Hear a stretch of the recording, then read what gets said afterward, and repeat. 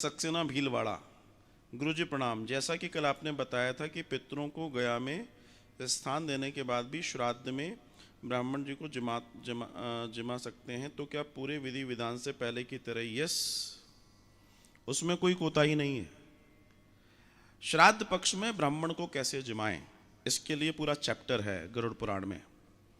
जब ब्राह्मण देवता आपके घर आए तो सबसे पहले उनका प्रेम से अभिवादन करें और संभव हो सके तो उनको घर से लेने जाएं और घर छोड़ने जाएं। पहला दर्शन नहीं हो सकता है तो जब वे आते हैं उनका प्रेम से अभिवादन करें, उनके चरण धुलाएं। चरण धुलाने के बाद उनको एक सुंदर से स्थान पर विराजित करें और उन्हें ज़्यादा समय तक इंतज़ार न कराएं।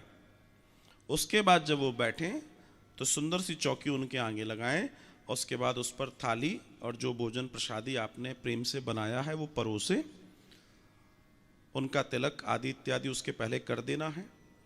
और फिर जब वो जीम लें तो जीमने के बाद पुनः तिलक है, पुनः आरती है और परिक्रमा का भी दर्शन दिया है। और जो भोजन है, हमेशा ध्यान रखना, भोजन हमेशा आपके यहाँ ब्राह्मण देवता आए, आपके यहाँ संत आए, सदगुरु आए, भोजन हमेशा पुरुष परोसे अपने हाथ से डायरेक्ट उनकी थाली में और पत्नी उनको लाकर दें। ये नीति सबसे उत्तम है। पुरुष क्या सोचते हैं, अरे ठीक है मैं दुकान संभालता हूं, तुम जिमा देना। और वो न जाने क्यों मुझे ये समझ में नहीं आता कि पुरुष ये क्यों सोचते हैं कि धर्म कर्म सारा इन्हीं के लिए है, मेरे लिए कुछ नहीं है। तुम्हारा घर नहीं है क्या? उस बेचारी ने इतनी मेहनत करके गाय की रोटी निकाली, वो तुमसे इतना ही तो कह रही है, जा रहे हो तो रास्ते में दे देना, तुम उसको आंखें दिखा रहे हो। अरे तुम्हारे घर के लिए कर रही है वो, तुम्हारे उद्धार के लिए कर रही है वो व्रत भी रखती है ना, 100 में से 99 तुम्हारे लिए होते हैं। लेकिन तुम किस अकड़ में, मुझे समझ में नहीं आ रहा क्या है तुम में ऐसा, कौन से तुम में सुरकाव के पर लगे हैं जो तुम अपने आप को हैं, समझ में नहीं आता।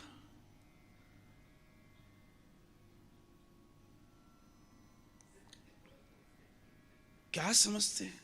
अरे भैया एक रोटी तुम्हारे हाथ से जाएगी तो तुम सोच सकते हो कि कितना बड़ा काम हो जाएगा। और जो तुम कर रहे हो वही तुम्हारा फिर वो बेटा कर रहा है, वो और चढ़ा हुआ बैठा है, वो तो और इंटेलिजेंट है, क्योंकि उसने मालूम है कि मेरे पिताजी ने मुझे यही सिखाया है।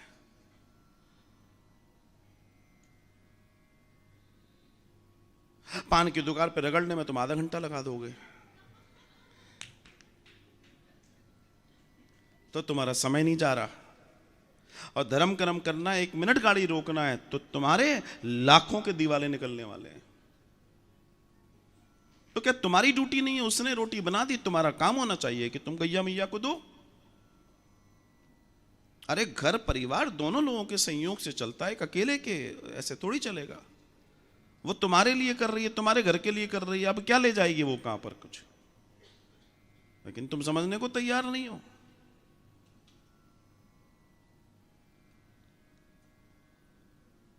भगवान सुमति दे, इसलिए उनको जिमाना। और जो पितृमोक्ष अमावस्या होती है उस दिन ब्राह्मण जोड़े को जिमाना चाहिए, उस दिन ब्राह्मण और ब्राह्मणी को जिमाना चाहिए। और विधि यही है। और जिमाने के बाद जितना सामर्थ्य हो उससे 21 उनको दक्षिणा और आदि देनी चाहिए। वस्त्र देने का विधान है।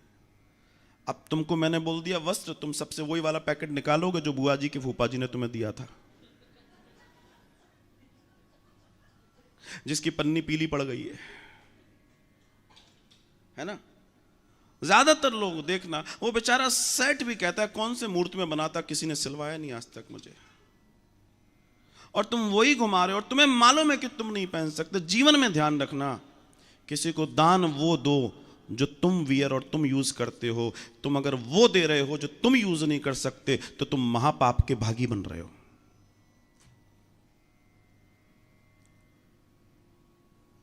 मुझसे कई लोग पूछते हैं महाराज जी धोती, मैंने कहा छोड़ो दो, दिमाग से निकाल दो। बोला कुर्ता, मैंने कहा वो भी निकाल दो।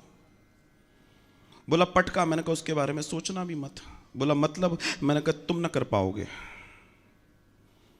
इसलिए तुमको जो देना है अपना एक बंद लिफाफा करो कागज का 1 रुपए वाले में, और तुम उसके निमित्त दे दो। क्योंकि मैं तुमसे कहूंगा देखो तुम मुझे दे गए, मैं पहनना नहीं है मुझे, सीधी सी बात है, तो काहे को उस कपड़े को बेकार करते हो? और जो मैं पहनता हूं उसकी दुकान का नाम बता दूंगा, तुम कहोगे फाइन ठीक है देखते हैं, मिलेंगे फिर अगली बार। आप किसी को, कोई आपकी बहन आ रही है, कोई जिनको भी आप देना चाहते हैं, आप उनको वो दे रहे हो जो आप यूज नहीं कर सकते, आपको बुरा लगता है, और आप उसको दान में दे रहे हो। आप पाप कमा रहे हो कि पुण्य कमा रहे हो? ब्राह्मण को धोती देनी है भैया, वो निकालना है 125 रुपए वाली, जिसका पोछा भी नहीं लगेगा। अच्छा, जिसको दे रहे हो वो भी मालूम है कि वो उससे 10 गुना अच्छी पहना है, वो क्या करेगा उसका? तो काहे को दे रहे हो भाई? क्यों दे रहे हो? उससे अच्छा बेहतर है कि आप उसमें कुछ द्रव्य दे दीजिए उनको, उसके काम आएगा। क्यों पैसा बर्बाद करना? और ज्यादातर लोग इसी भ्रम में रहते हैं कि हम ये कर दें।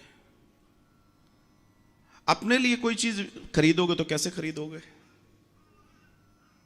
मान लीजिए आपको ईयरिंग लेने, तो आप कहेंगे थोड़े और बढ़िया बताओ, मंगलसूत्र लेना और बढ़िया बताओ। बगल में बेचारा वो बैठा है, जैसे जैसे स्त्री बढ़िया बोलती है वो बेचारा ऐसे बैठता है और धीरे से आंख दिखा देता है, थोड़ा बढ़िया दिखाई दो मतलब डाउन करो। So try to understand. जिस दिन पितृमोक्ष अमावस्या है उस दिन ब्राह्मण ब्राह्मणी उन दोनों का विशेष भोजन होता है, जिससे आपके जितने पितर हैं उन सबके निमित्त होता है उस दिन। तो सबके निमित्त जो आप कर सकते हैं बेहतर करें। ध्यान रखना, मैं प्रैक्टिकल बात करना थोड़ा पसंद करता हूं। अगर मान लें आपने ब्राह्मणी को साड़ी भी दी है ना, देखो ब्राह्मण देवता को कपड़े से कोई मतलब नहीं है, उसको नगद नारायण से मतलब है, घर गृहस्थी चलानी है, क्योंकि ऑर्डर आ जाएगा सब्जी ले आना, समझना। लेकिन जब वो घर पे जाके वो साड़ी खोले और उसका दिल खुश हो जाए, समझ लेना तुम्हें आशीर्वाद मिल गया। सीधी सी बात है। उसको क्या पसंद है? उसको वो पसंद है, वो तो नीचे से लिफाफा भी निकाल के दे देगी, ये लो जी तुम रखो, साड़ी है बढ़िया। अपना सिस्टम यही है। लेकिन जब हमको बांटना होता है तो हम बाजार की उन पतली गलियों में होलसेलर के पास जाते हैं, फिर कहते हैं वो ही दे देना बांटने वाली। वो भी जानता है बांटने वाली चाहिए, शक्ल पड़ता है वो तुम्हारी, वो भी पूछ ले, अच्छा बांटने वाली, हाँ ठीक है ले आइए बेटा 55 नंबर 55 रुपए वाली, लो जी, हाँ हाँ 50 निकाल दो। अरे मैं कह रहा हूं 5 निकलवा लो, ढंग की निकलवा लो। उन 50 के मतलब का नहीं है, किसी अच्छे 5 को दे दो, पैसा तो उतना ही खर्च हो रहा है तुम्हारा। भोजन आप बांट रहे हो, ढंग का बांट तो जरूर ये 500 को बांटना है, 50 को खिलाओ, सुरुचि खिलाओ, अच्छा खिलाओ। उसकी आत्मा आपको आशीर्वाद दे, वो दे या ना दे, उसकी आत्मा आपको आशीर्वाद दे। इसलिए श्राद्ध पर्व को, श्राद्ध पर्व उसका नाम श्राद्ध पर्व है। श्राद्ध मतलब श्रद्धा। और आपकी मतलब मेरी बात को बिल्कुल बाउंस लेके लेना, आज की तारीख में श्रद्धा यही समझ में आता है कि कौन क्या दे रहा है, इससे श्रद्धा समझ में आती है। चाहे कोई कितनी मीठी बातें कर ले, जी गुरु जी, जी महाराज जी, जी बहन जी, जी पंडित जी, जी जाजी जी, जी फूफा जी, लेकिन जब उसकी जेब से जो निकला है वो बताता है कि इसके मन में क्या है। बड़ी सीधी सी बात है, कड़वी कड़वी, आज मूड कुछ अच्छा है तो ठीक चल रहा है मामला।